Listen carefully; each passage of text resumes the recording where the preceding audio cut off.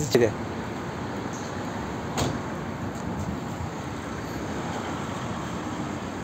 Besleyemediklerini atmışlar sen.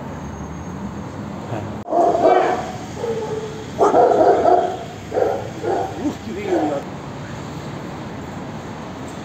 Ama buraya saldırdan ufaklık var ya. He, şu beyaz mı? Gel.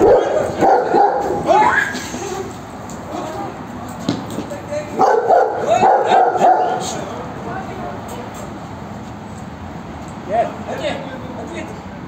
Amca işte bunun için diyorum beslemeyin. Bak şu kıza şimdi zarar verse ne olacak? Bunun için söylüyorum. Güzel kardeşim, ben aç bırakınca sen saldırıyorsun. Yok aç bırakmayın demiyorum yani. Yani ben... Tok olunca asıl saldırıyor. Alanını belliyor. Burasını alan belliyor. Buraya yaklaşınca mesela bana da saldırabilir.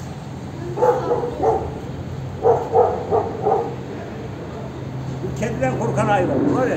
Kedi buna diklendi geçen gün. Kediden kaçtı. Doğrudur. Doğrudur. Evet.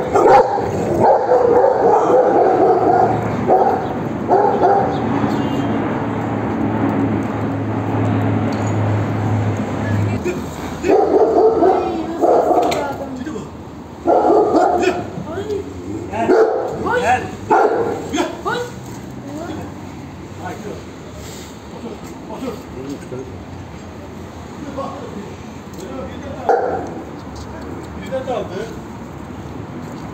Az önce ısırdı.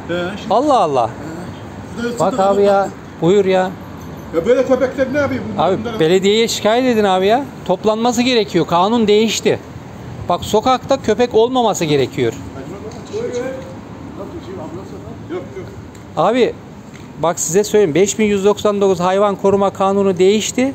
Şu anda kanuna göre sokakta başıboş köpek olmaması gerekiyor. Belediyeyi arayıp söyleyin. Toplanması ısırdı mı sizi şimdi? Siz hayvan severler. Hayvan seviyorsun, bahçenize götür. Ben ne olacak ben şimdi? Çocuğu ben şeyse ne olacak? Birden daldı. Adam vallahi ısırdı ya. Gözümüzün önünde köpek ısırdı ya. Şu mu ısırdı? Şu beyaz olan. Arkadaşlar az önce bu köpek bir adamın bacağını ısırdı. Hatta burada bir kadının da eteğini ısırmış şu köpek. Burada meydan...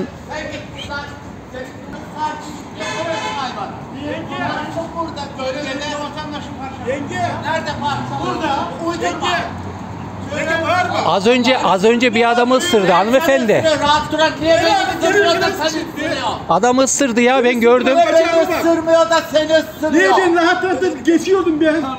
Bak bu abi ısırdı ya. Ne bileyim şey diyor. Ya onu söyle sen bana. Hayvana şey Yalan bakmasın. söylemeyin. Konuşma. Evet. Arkamdan köpek ısırdı, diş geçirdi. Siz de görmüşsünüzdür. Evet biz buradaydık. Burada işte böyle diyorlar, geliyorlar ve hayvan severler yani böyle tepki gösteriyor. Ya kardeşim bu ısırıyor, çocuk da olabilir. Benim arkamdan çekti bir de. Evet. Şimdi kanamış biz gördük. Kanamış bayağı bir derin de yani derin, yırtık derin. Bir de Yani- elimden ısırmadı, arkamdan gelirken ısırdı. Evet. Hiçbir şey yapmadınız Müdahale ne köpeğe. yapayım ben? Ben de hayvan sever şeyiydim. Bu Burada kadar şey olur mu ya? Kadın da gelmiş bana diyor ki böyle diyor. Ben Yani sizin bu şimdi hayvan sever, biz de gidip seviyoruz. aşı olmanız lazım. 4 doz kuduz aşısı ve 1 tetanoz aşısı. Daha sonra da gidip belediyeye şikayet edin. Edeceğiz yani. 5199 sayılı kanun değişti. Artık sokakta hiç başıboş köpek olmaması gerekiyor. Çocuk da olabilir bu. Sahipli olması gerekiyor. Evet. Bu çocuk da olabilir. Aynen.